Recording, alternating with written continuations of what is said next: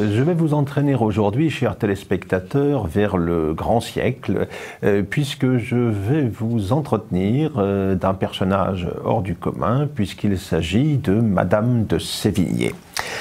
Le Rétal leur ferme les chemins qui mènent à la gloire, disait La Rochefoucauld des femmes. Il faut bien constater qu'un certain nombre de ses contemporaines ont fait mentir cette réflexion, sans parler de grandes favorites que l'on connaît, Madame de Lafayette, les précieuses qui tenaient salon, la Palatine ensuite, ont montré qu'on pouvait être femme et s'inscrire tout à fait sur les sentiers de la gloire. Alors, Madame de Sévigné fait partie de ces femmes qui ont brillamment illustré le grand siècle.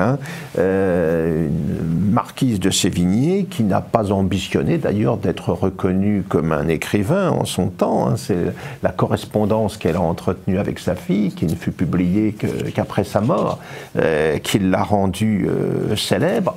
Une personnalité tout à fait étonnante, de sensibilité frondeuse au milieu du siècle, devenue rapidement veuve, une veuve certes coquette mais qui restera vertueuse envers et contre tout, à une époque où le libertinage était plus ou moins la règle à la cour, et une personne qui suscita incontestablement en son temps une sympathie certaine, ce que résume Saint-Simon quand il nous dit « c'est un torrent d'esprit naturel, aisé, facile, agréable et gai, qui ne se piquait de rien et qui s'ignorait lui-même, d'ailleurs juste, sage et plein de bonté ».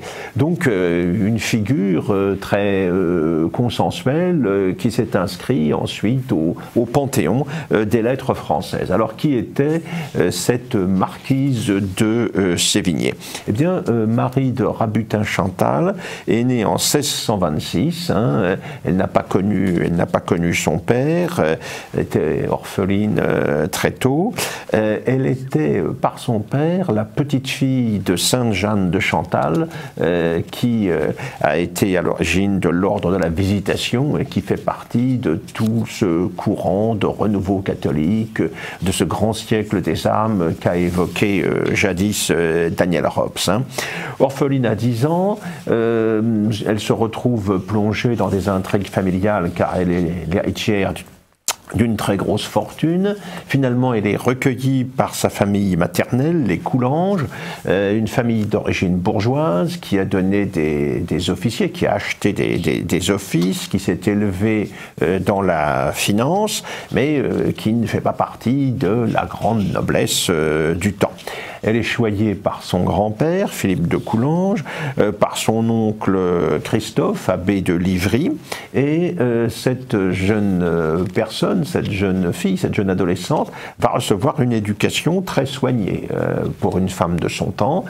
C'est une lectrice enthousiaste de Corneille, et ce qui ne gâte rien, on convient à l'époque qu'elle est d'une beauté à attirer tous les cœurs.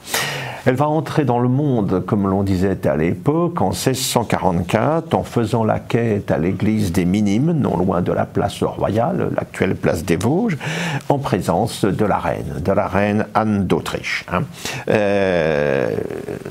Cette jeune personne, elle ne dispose pas d'une surface sociale considérable, car la famille des Coulanges est une famille avant tout bourgeoise, mais elle a sa richesse comme atout, et évidemment, elle va susciter rapidement des convoitises. Elle va épouser le baron Henri de Sévigné, à qui l'on attribue un marquisat d'ailleurs tout à fait imaginaire, qui était l'aîné de l'une des plus nobles maisons de Bretagne et qui cherchait une dot attractive, comme en plus la jeune dame était tout à fait jolie, on l'a dit, eh bien cela va faciliter les choses. Ça va lui permettre notamment, cette dot, d'acheter une charge d'officier aux chevaux légers de la maison du roi, ce qu'il ambitionnait en priorité.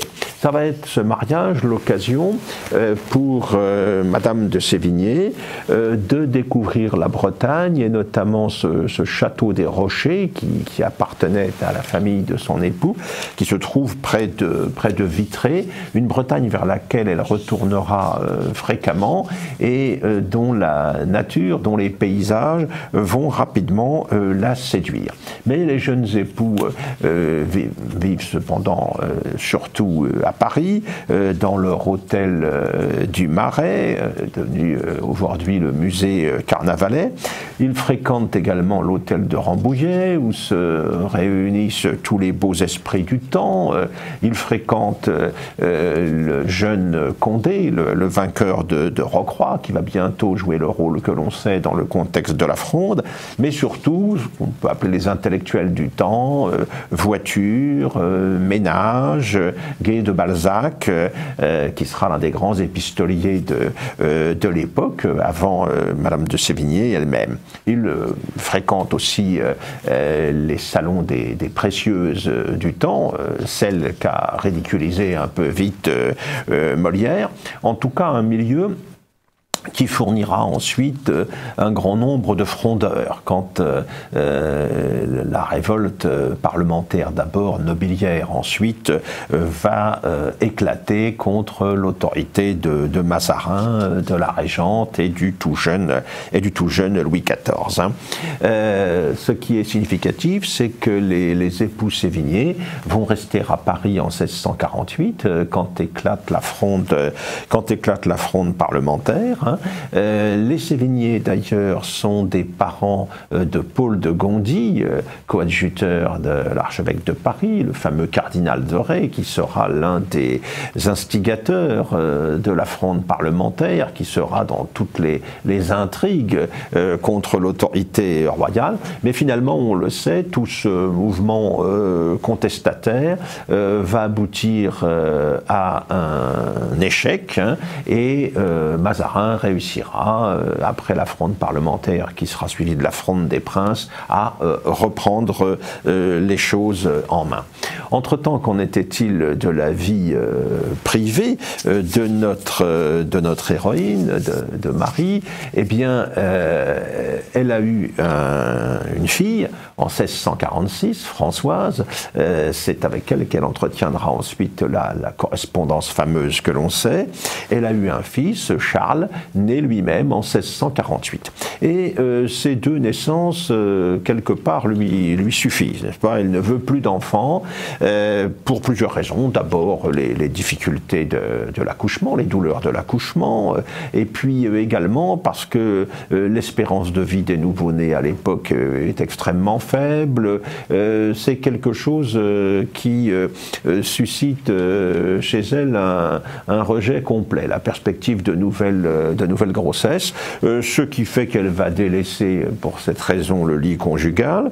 Henri va se consoler dans les bras de la sulfureuse Ninon de l'Enclos, et Madame de Sévigné s'accommodera en fait de cette liaison parallèle. De toute manière, les choses ne dureront pas très longtemps, puisque en février 1651, eh bien, son mari sera tué en duel.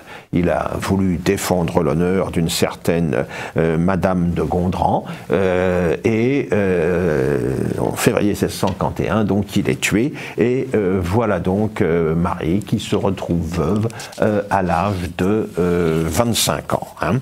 Alors c'est une jeune veuve extrêmement jolie, extrêmement attirante, et qui tout naturellement est très courtisée. Hein. Elle va séduire quelques personnages d'envergure, comme par exemple le prince de Conti, comme Turenne lui-même, comme Fouquet, le surintendant des finances, qui aura bientôt avec le roi les difficultés que l'on sait. Mais en réalité, tous ces galants n'obtiendront aucun succès auprès d'elle. Elle apprécie le plaisir de la conversation, elle aime s'entourer d'esprits brillants, mais elle n'est pas du tout disposée à se lier à qui que ce soit, et on ne lui connaît pas, à partir de son veuvage, de nouveau mari bien sûr, mais même pas d'amant. Alors ça n'a pas empêché la rumeur de se développer, puisque Bussy Rabutin notamment, qui était un lointain cousin, dans son histoire amoureuse des Gaules, eh bien, a laissé entendre qu'elle avait quelques faiblesses pour certains, les mauvaises langues également en ont rajouté, mais tout cela, eh bien, on sait que ça ne correspond à rien.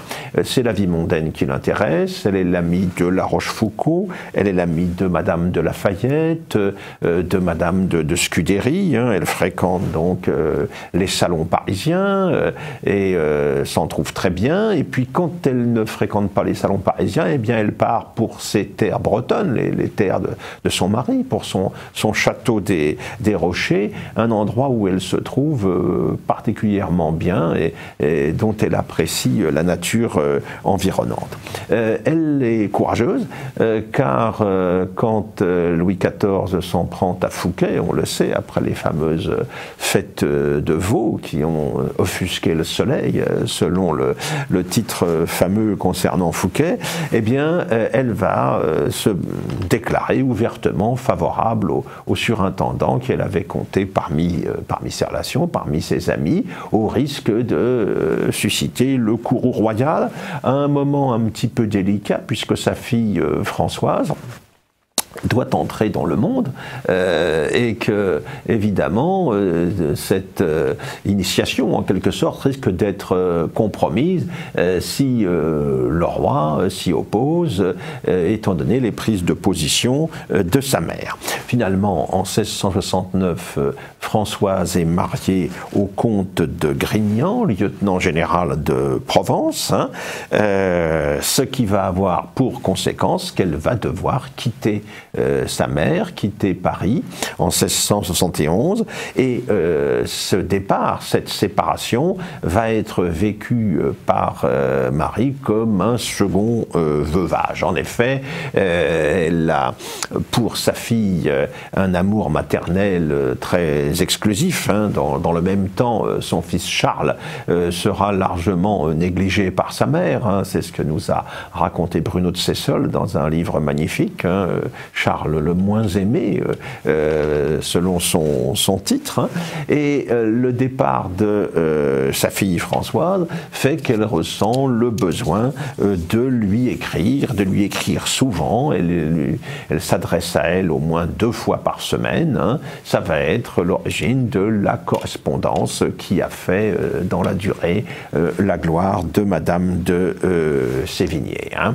Elle aborde les sujets les plus variés, elle s'intéresse à ce que fait sa fille, elle lui déconseille évidemment d'avoir de trop nombreux enfants, de multiplier les grossesses, sa fille d'ailleurs ne l'écoutera guère dans ce domaine, et puis sinon, eh bien, elle lui raconte l'actualité de Paris, l'actualité de la cour, les potins du moment, dans des registres très divers, hein.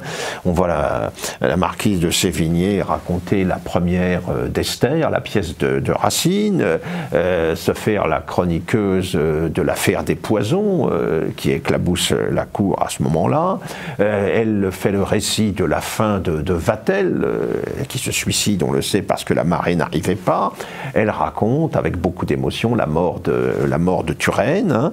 Et puis sinon, quand elle s'écarte de cette chronique d'actualité, eh bien, elle raconte la nature en Bretagne, dont elle fait une description très sensible, ce qui est tout à fait original en cette époque du grand siècle classique, où les écrivains s'intéressent peu à la nature. Ce sont des choses qui viendront à la fin du siècle suivant, hein.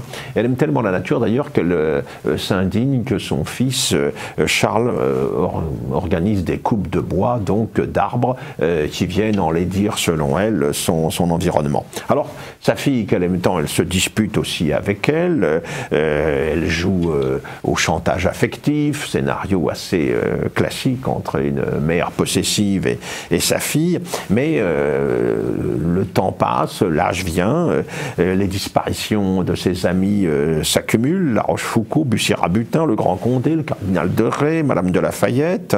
Alors elle va se tourner progressivement, tout en restant mondaine, elle va se tourner vers la piété, elle lit Pascal, s'intéresse au jansénisme, ce qui était le cas à l'époque pour beaucoup de ses contemporains, même son fils qui a été un homme de guerre et ensuite a mené une vie de débauche, finalement termine ses jours lui aussi dans la piété. Elle-même va mourir en 1696 à 70 ans chez sa fille. La correspondance de la marquise sera publiée par sa petite fille, Pauline de Simiane, en 1725, avec seulement une vingtaine de lettres au début, puis en 1726 une nouvelle édition avec 170 lettres. C'est ainsi que cette œuvre tout à fait originale va s'inscrire au patrimoine littéraire français.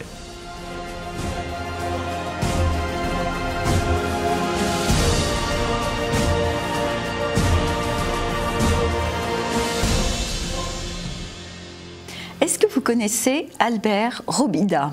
Robida, c'est le Jules Verne du crayon. C'est un dessinateur du 19e siècle et début 20e, qui a une invention, une inventivité incroyable et qui n'a pas la place qu'il mérite parce que vraiment c'est un homme extraordinaire.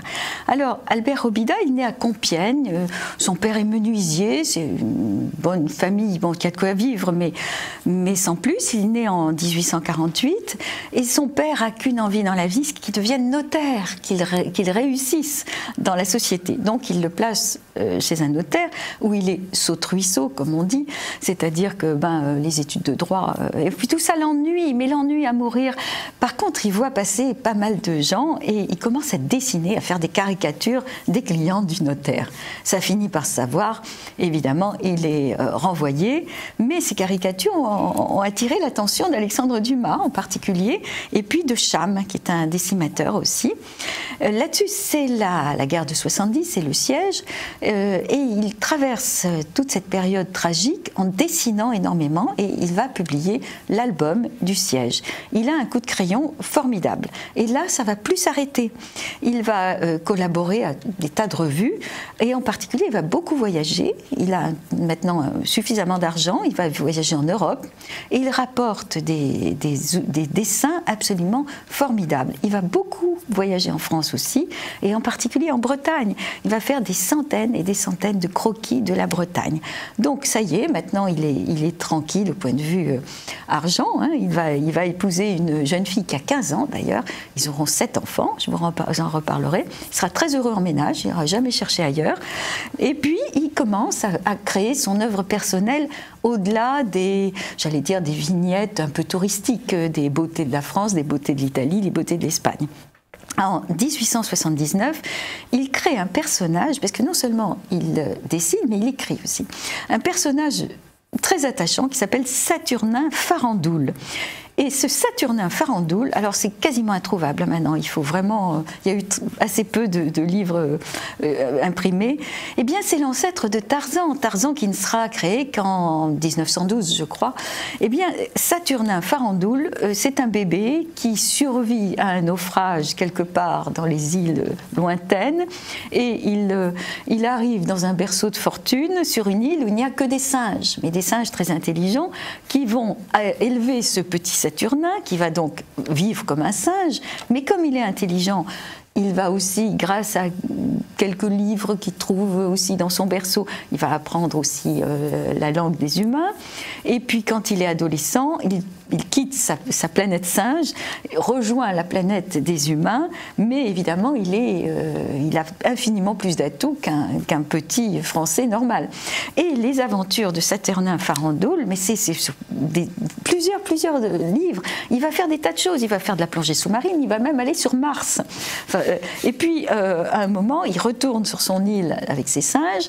Là, il leur dit vous êtes le peuple le plus intéressant que je connaisse, et il en fait une armée avec le général singe, tout ça. Et les singes apprennent plus ou moins la langue des humains. Enfin, c'est toute une épopée. Saturnin Farandoul, ça devait être assez savoureux. Il fonde un journal, La Caricature. Alors bon, il reprend le titre d'un journal qui existait déjà, d'une revue qui existait déjà. Il va pendant 12 ans diriger cette revue.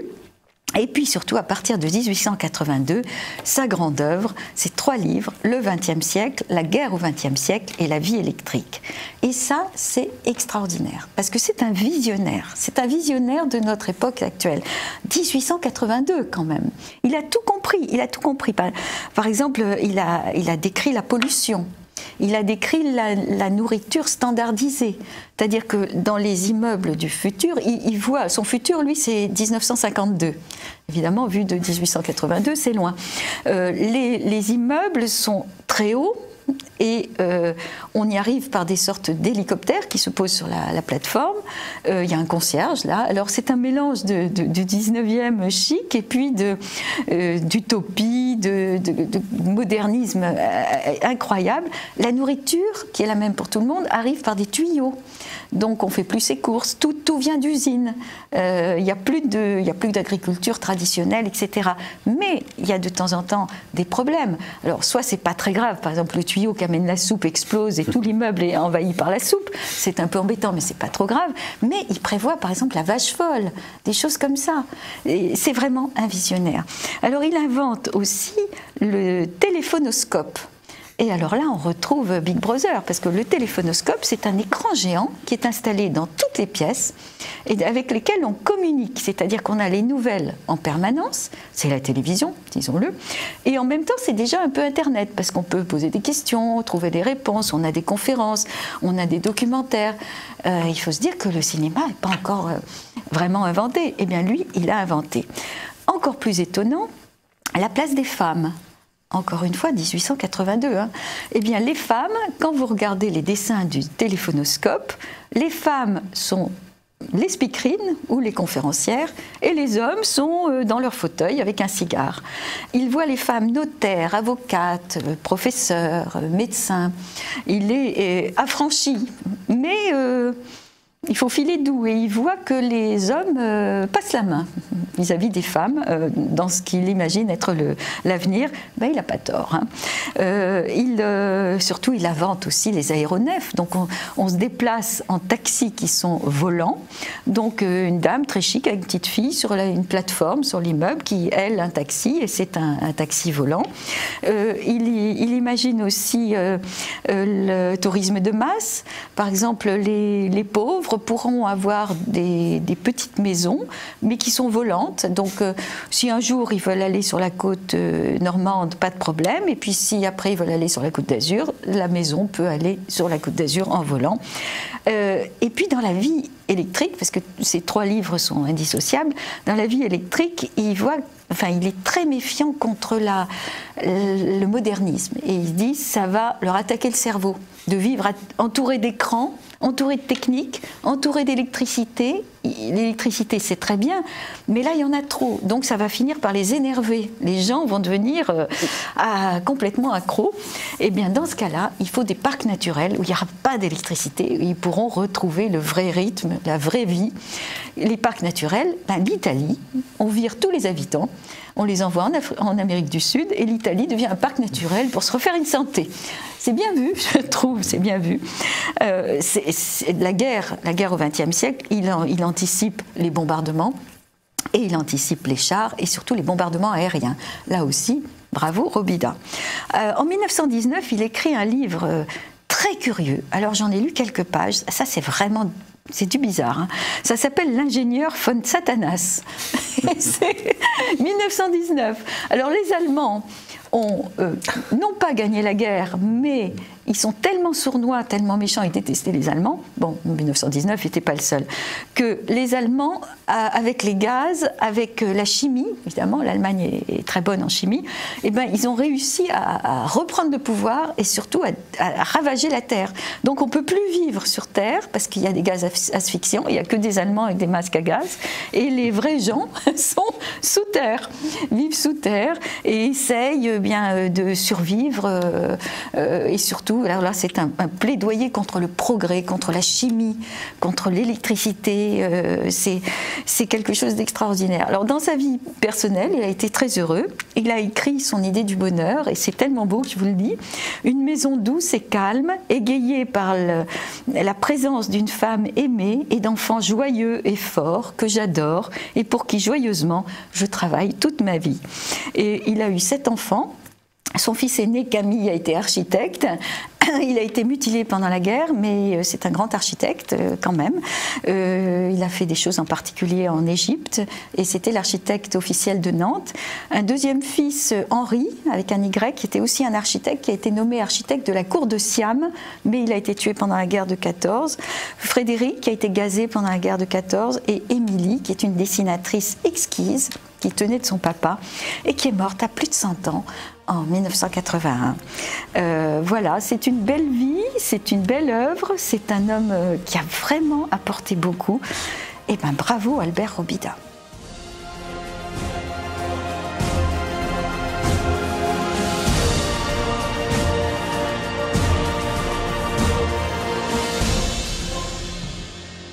J'ai le plaisir d'accueillir aujourd'hui Jean Monneret. Ce n'est pas la première fois qu'il vient à notre émission. Il nous avait parlé déjà de jugements qu'Albert Camus portait sur le terrorisme à l'époque de la guerre d'Algérie.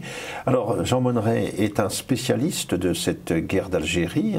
Il a publié notamment des travaux concernant les derniers jours de l'Algérie française. C'est un spécialiste qui a aussi étudié dans le détail la question des disparus d'Oran de juillet 1962. Il nous propose aujourd'hui, aux éditions Via Romana, excellente maison d'édition, à qui nous devons des publications très précieuses. Il nous propose donc l'histoire cachée du parti communiste algérien, sous-titré de l'étoile nord-africaine à la bataille d'Alger. L'étoile nord-africaine, c'est le mouvement qui se met en place dans les années 20. La bataille d'Alger, on le sait, 1956-57, c'est celle qui voit l'échec du terrorisme urbain dans la première partie de la guerre d'Algérie. Alors, histoire cachée du parti communiste algérien, Jean Monneret. Pourquoi caché ? Alors, parce que ce parti n'existe plus aujourd'hui, n'est-ce pas ? D'ailleurs, il faut préciser qu'en 1962, quand l'Algérie est devenue indépendante, le parti communiste algérien a été tout simplement interdit par Ben Bella. Oui. Voilà. Donc, si vous voulez, c'est un double échec. Il y a eu un échec pendant la guerre d'Algérie, et puis il y a eu un échec après, à l'indépendance. Mais évidemment, pour comprendre, je réponds à votre question, pourquoi une histoire cachée ? Il faut comprendre tout ce qui s'est passé après les événements que je relate dans ce livre. Le Parti communiste français, cette fois, a entretenu la question de Maurice Audin. Pardon, qu'est-ce que je dis oui. Le drame... Le débat autour de la disparition de Maurice Audin. Voilà, qui, comme vous le savez sans doute, vous êtes informé, fut arrêté par les parachutistes français pendant ce qu'on a appelé la bataille d'Alger, et il est porté disparu. Il a disparu. On reviendra sur cette histoire. Ce qui s'est passé exactement reste un peu mystérieux. Mais toujours est-il que lorsque le président Hollande, par exemple, s'est rendu en Algérie, il y a quelques 3-4 ans de ça, eh bien, un de ses premiers soucis a été de s'incliner devant un monument qui existe là-bas à Maurice Audin. Ceci a été donc entretenu maintenant depuis 50 ans. Alors que Maurice Audin n'est qu'une des victimes des milliers de disparus de ce conflit. Il y en a eu je dirais, dans tous les camps, et il y en a eu dans toutes les communautés. Mais alors pourquoi je pense que c'est en partie, mais on y reviendra si vous voulez, c'est en partie pour faire oublier justement l'échec profond du communisme et tout particulièrement du Parti communiste algérien. C'est une manière de récupérer la cause indépendantiste pour un parti communiste finalement qui est resté en dehors du coup dans une large mesure. Dans une large mesure, en effet. Alors si vous voulez, on peut essayer justement, repartons en arrière. Le Parti communiste français, la section française de l'Internationale communiste, il est constitué à partir du congrès de Tours en décembre 1920, et on sait que dans les conditions posées par Lénine pour l'adhésion à la Troisième Internationale, il y a la lutte en faveur de la décolonisation. Lénine condamne les impérialismes coloniaux, et donc le Parti communiste français qui vient de se constituer, logiquement, doit dénoncer le colonialisme français. C'est ce que fera par exemple le parti à l'époque de la guerre du Rif, où on verra Jacques Doriot, promis à un destin ultérieur un peu différent, se dresser contre l'intervention française et envoyer le fameux télégramme à Abdelkrim de solidarité des communistes avec les insurgés nationalistes marocains. Voilà. Alors, vous avez tout à fait raison de rappeler cette période. Alors, il faut rappeler donc 1920, création du Parti communiste français. Mais la création du Parti communiste algérien ne se produit que 16 ans plus tard, en 1936. Alors pourquoi? Eh bien d'abord parce que l'Algérie, à cette époque étant constituée de 3 départements français, le Parti communiste français avait tout naturellement, en quelque sorte, des sections algériennes. Donc il n'y avait pas de Parti communiste français, il y avait des sections algériennes du PCF, qui était d'une certaine façon dans la logique des choses. Mais qui réunissait à la fois des Européens et des musulmans à l'époque? Alors, il y avait quelques musulmans qui avaient été touchés par la révolution, j'allais dire la grâce, oui, de la révolution d'octobre et de cette lumière, entre guillemets, qui venait de Moscou. Mais en réalité, les sections du Parti communiste français présentes en Algérie étaient surtout composées. Alors, il y avait des pieds noirs, je n'en disconviens pas, mais il y avait aussi souvent des fonctionnaires, parce qu'on oublie qu'il y avait quand même en Algérie, parmi les Européens, des fonctionnaires métropolitains qui étaient présents là. Alors, parmi certains d'entre eux, il y en avait qui étaient communistes et donc qui animaient des sections du Parti communiste. Les choses ont changé parce qu'à plusieurs reprises, le Comintern a dû rappeler que la lutte contre le colonialisme impliquait que l'on créa des partis communistes semblables, enfin reflétant la population locale. Dans les territoires coloniaux. Donc. Voilà. Donc il eût été normal que le Parti communiste en Algérie accueillit nombre de musulmans. Le problème, c'est que les indigènes, puisque c'est comme ça qu'on l'appelait en ce temps-là, les indigènes qui sont profondément marqués par la religion musulmane, n'étaient pas du tout attirés par le communisme, qui se manifestait, surtout à cette époque-là, par un athéisme militant. Je rappelle que Staline a fait dynamiter la cathédrale, je crois que ça s'appelle, enfin, la principale cathédrale de Moscou. Voilà, donc, qui a été reconstruite d'ailleurs depuis. Récemment par Poutine, effectivement. Et donc, tout ceci, vous savez, pour des musulmans, être sans Dieu, c'est quelque chose qui... Bon, donc le Parti communiste recrutait peu dans le secteur musulman. Si bien que, alors que les musulmans étaient 9 pour 1, démographiquement parlant, dans les sections du Parti communiste, c'était l'inverse, c'est-à-dire qu'il y avait un musulman pour 9 Européens. Vous voyez, donc c'était une inversion de la démographie qui était gênante. Et alors, ce que l'on peut signaler aussi, c'est que les populations indigènes qui vont être concernées, ce sont surtout celles qui ont déjà émigré en France. C'est dans le milieu des travailleurs algériens venus en France qu'on va voir se développer tout un courant en faveur de l'indépendance et avec des liens étroits avec le Parti communiste. C'est toute l'histoire de l'étoile nord-africaine et ensuite de tout le mouvement créé par Messali Hadj, si vous pouvez rappeler ce qu'il en est pour nos auditeurs. Je précise qu'il n'a pas été créé par Messali Hadj, mais il a été repris par Messali Hadj. Alors, en 1926, se crée dans l'immigration algérienne en France, notamment à Paris, se crée l'étoile nord-africaine. C'est un mouvement qui se donne, une association qui se donne comme objectif de mobiliser les travailleurs algériens immigrés, nord-africains, puisque ça s'appelle l'étoile nord-africaine, les mobiliser dans les luttes syndicales et dans les luttes pour la révolution prolétarienne. Le fondateur de cette étoile nord-africaine s'appelait Hadj Ali. Et lui-même était très marxiste. Donc pour lui, il n'y avait aucun problème à être dans une organisation para-communiste ou crypto-communiste. Bon. Donc très proche dans le cadre des directives du Comintern. Seulement, parmi les musulmans qui ont été attirés vers cette étoile nord-africaine, je fais une courte incidente, l'Algérie avait déjà été touchée par le mouvement nationaliste, en particulier par le renouveau islamique que l'on appelle parfois la Nahda. Et donc, il y avait déjà parmi ceux qui émigraient en France un nombre important de gens qui étaient touchés par l'idée nationaliste.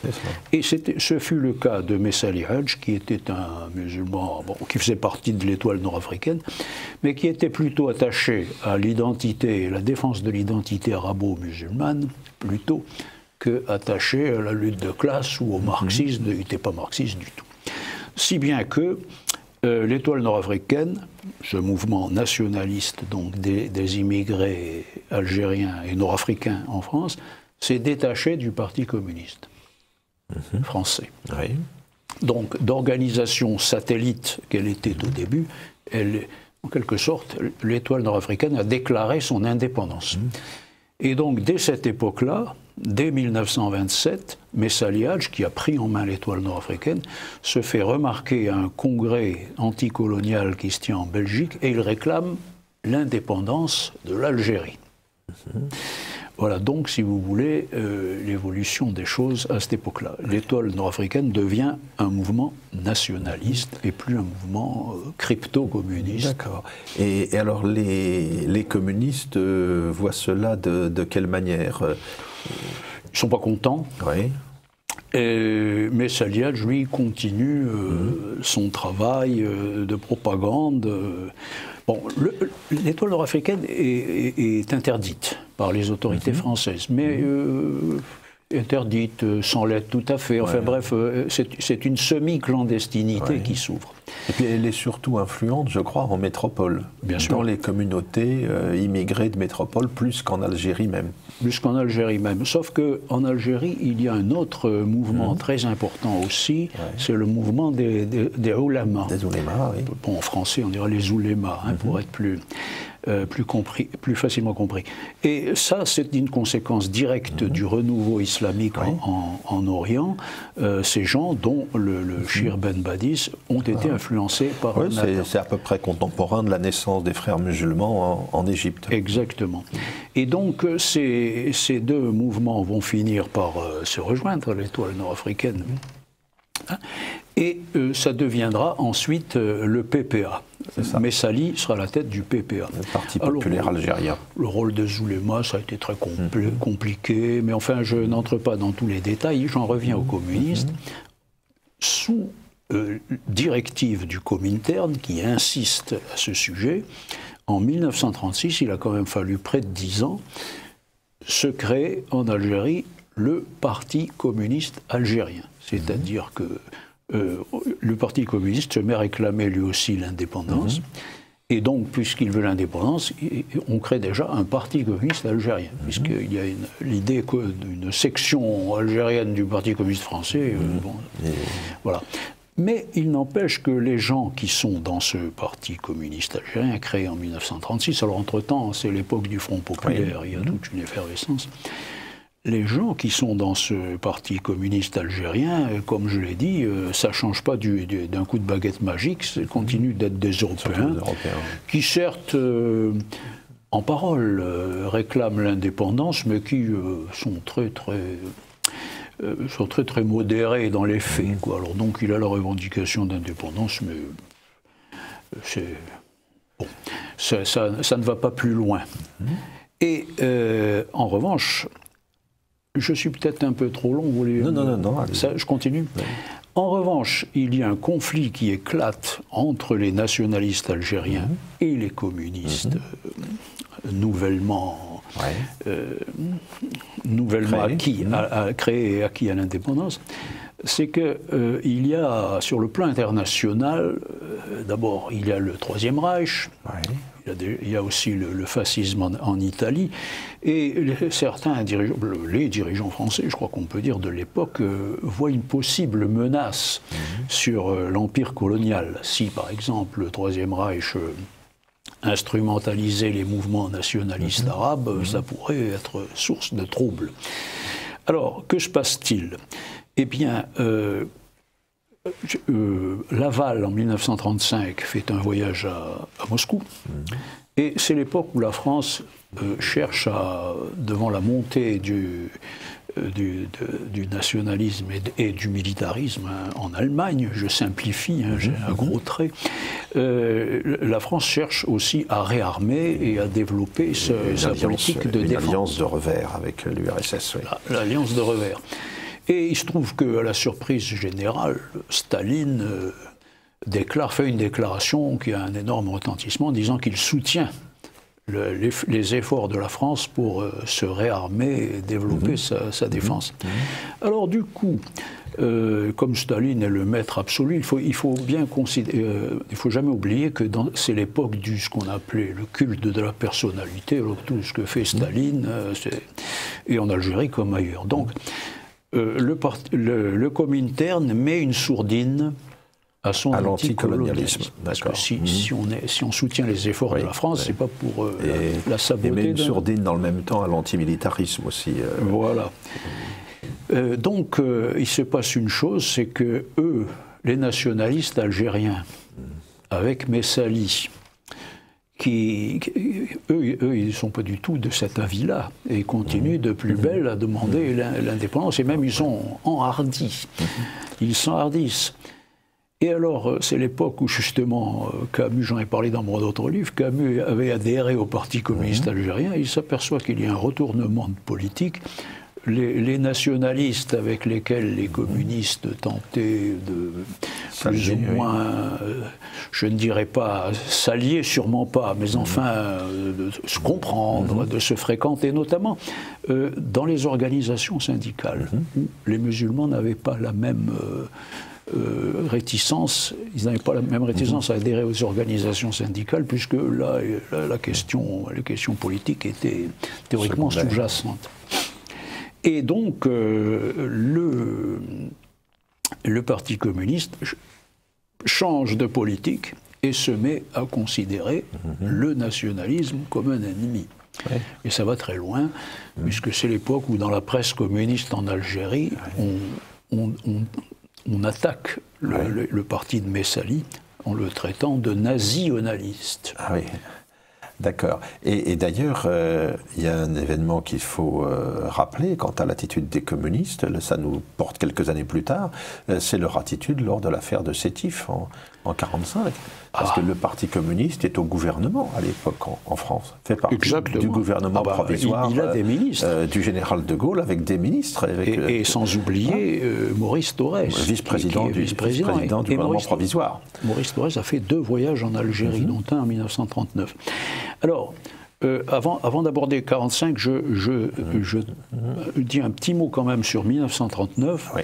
à l'époque du pacte germano-soviétique. Oui. Alors là, on a un nouveau changement de la politique soviétique qui passe du soutien au réarmement français et à l'hostilité à l'Allemagne, passe à l'alliance avec l'Allemagne, et du coup, la France n'est plus... La dénonciation de l'impérialisme franco-anglais. Ça recommence. Alors, ceci est très mal vécu par un certain nombre de communistes en France, mais aussi très mal vécu par les communistes algériens, et notamment un certain nombre d'indigènes, disons, qui avaient été recrutés par le Parti communiste, notamment qu'il y avait un secrétaire général qui était donc un musulman d'origine. Celui-ci quitte, démissionne du parti, quitte le parti algérien qu'il dirigeait, parce qu'il n'accepte pas le pacte germano-soviétique. Ce qui affaiblit considérablement cette organisation. Et donc, 45 sétif, les communistes, finalement, ferment les yeux ou cautionnent. Ah, c'est beaucoup plus grave que ça, à mon avis, parce que non seulement ils ne ferment pas les yeux, ils sont parmi ceux qui encourage une répression aussi. Le Parti communiste algérien demande la peine de mort, demande que soit appliquée la peine de mort aux émeutiers, c'est-à-dire à ceux qui... Alors aujourd'hui, les survivants, il y a quelques survivants du Parti communiste algérien qui surnagent ici en France et qui de temps en temps essayent de réécrire l'histoire. Hein. La réécriture de l'histoire a été menée notamment par Alleg, qui a écrit 3 tomes qui se veulent historiques sur la guerre d'Algérie. En fait, c'est une équipe qui a travaillé. Alleg couvrait de son nom, et alors, le Parti communiste français a mis toute sa documentation qui était considérable, des photos, etc. Mais tout ça, c'est pour réécrire l'histoire et chercher à faire croire que les communistes algériens avaient été des anticolonialistes farouches et déterminés. C'était pas le cas. Et alors tout ça nous mène à la guerre d'Algérie proprement dite, qui commence donc avec la Toussaint Rouge de 54. Et tout ça nous mène à cette fameuse affaire Audin, qui a été votre sujet de départ, en quelque sorte. Oui, parce que vous vous intéressiez à cette affaire-là, que vous vous êtes penché sur l'ensemble de l'histoire du communisme algérien. Alors, un dernier mot sur 1945, Sétif et Guelma. Le Parti communiste étant de ceux qui réclament le Parti communiste algérien réclame l'arrestation de Ferhat Abbas, il sera d'ailleurs arrêté. Qui n'était pour rien dans l'affaire de Sétif. Non, sauf qu'il avait fait quelques discours un peu plus enflammés. Ferhat Abbas était un spécialiste de l'eau tiède. Il avait fait à cette époque-là quelques discours plus enflammés que d'habitude, si bien qu'il était quelque temps en prison. Mais il paraît qu'un homme politique, ça ne fait jamais forcément du mal de passer quelques semaines en prison. Alors, mais le Parti communiste, et ce que l'on ne sait pas, c'est que la répression assez dure qui va avoir lieu à Guelma, et qui n'est, en fait, on parle toujours de Sétif, mais c'est Guelma où ça a vraiment bardé. Et là, c'est le Akhiari, le sous-préfet, qui a organisé ça, mais il travaille avec les communistes, les syndicats, je ne sais plus maintenant, mais tous des gens de gauche. Et il prend bien soin d'exclure de ce travail de répression ceux qu'il appelle les pétainistes et ceux qu'il appelle les racistes. Alors ça vous donne une idée. C'est-à-dire qu'en 1945, les communistes et les nationalistes sont à couteau tiré. Et puis alors avec le temps, ça va un petit peu s'atténuer, la création du Congrès musulman. Puis la guerre d'Indochine aussi crée des liens entre communisme et décolonisation. Et alors nous voilà en 1954. Et alors quand le FLN, qui s'appelle pas encore le FLN, déclenche l'insurrection, les communistes algériens, comme d'ailleurs la plupart des gens en Algérie, ne savent pas quelle est cette organisation, d'où elle sort. Ils sont extrêmement méfiants. Extrêmement méfiants. Et le Parti communiste français, qui est resté le tuteur du PCA, est extrêmement méfiant. C'est bien qu'il dira 8 jours après l'insurrection, dans l'Humanité, on dira Lénine nous a toujours enseigné de nous méfier du terrorisme individuel qui fait le jeu de l'impérialisme s'il n'est pas fomenté par lui. Voilà. Vous voyez un peu. Et un parti communiste qui votera d'ailleurs les pleins pouvoirs à Guy Mollet, quand celui-ci décidera d'envoyer les contingents en Algérie et d'engager véritablement la lutte à partir de 1956. Il faut comprendre qu'en 1956, il y a une élection, et donc c'est le Front républicain. Front républicain qui l'emporte. Et donc, seulement, il faut bien comprendre, les gens oublient maintenant tout ça, mais le thème de l'élection, c'est plutôt pacifiste. La paix en Algérie. La paix en Algérie. Et explorer les voies d'une négociation. Tandis que d'autres, comment vous allez négocier avec des crapules pareils. Bon. Donc, mais Guy Mollet, alors dans des conditions qu'il faudrait rappeler brièvement, parce que se rend à Alger, et c'est la fameuse émeute du 6 février 1956. Et alors, dans ce contexte-là, on va voir se déclencher le terrorisme urbain à Alger au cours de l'année 1956, et puis la bataille d'Alger qui suit. Le terrorisme urbain est vaincu, et il y a cet épisode Audin, si vous pouvez nous l'évoquer en l'espace d'une minute et demie qui nous reste. Alors, Audin est un universitaire, il est membre du Parti communiste et il héberge des dirigeants clandestins du Parti communiste algérien. Et probablement les dirigeants en question pensaient qu'un universitaire ne serait pas inquiété. Les parachutistes perquisitionnent chez lui, l'arrêtent et alors, ensuite, il disparaît. On est resté sans nouvelles de lui, donc il est présumé décédé. Alors plus tard, Ossarès dira qu'il a été exécuté par ces hommes de main en service. Mais on n'en sait pas plus. Mais on n'en sait pas plus à propos de l'affaire Audin, qui est devenue un peu un mythe fondateur de la repentance autour de la guerre d'Algérie. Et pour faire oublier finalement l'échec complet du communisme. L'échec complet du communisme en Algérie. Dans cette affaire. Merci Jean Monneret de tous ces éclairages. Je rappelle le titre de votre livre, Histoire cachée du Parti communiste algérien, aux éditions Via Romana. Merci.